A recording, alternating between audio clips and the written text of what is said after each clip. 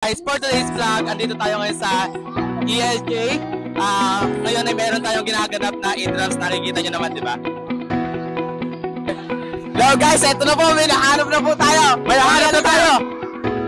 Tapos yung sinagot mo What doing ka dito? What is the most highest mountain of the Philippines? Mountain Dew. Mountain Dew daw guys. So, tama siya. Ito ang liga.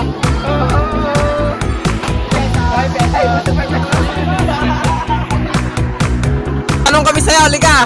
Vlog ko, Brad. Sumagot ka na maayos.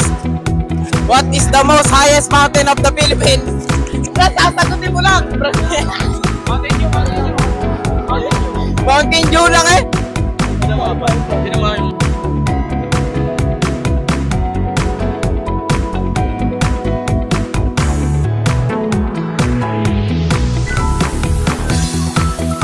Ay kuya, sasama ko lang po kayo sa vlog, no? Sasama ko lang po kayo. Kuya, gaano na po katagal yung kabayo niya? Ba't po may kabayo po dito? Yung kabayo, piso namin yan.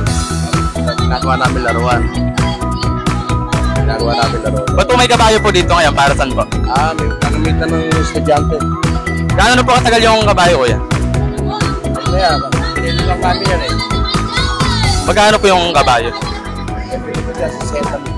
Ayan, alam niyo na kung magkano yung presyo ng kabayo, ano? So, yun know, maraming salamat. Anong hayop ang mabilis dumami? Palaka. Bakit palaka? Palaka.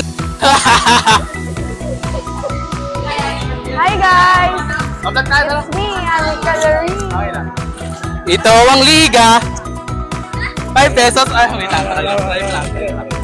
What is the most highest mountain of the Philippines? Ewan ko. Mountain Dew. Yata nakabukas. Nakabukas. May green eh.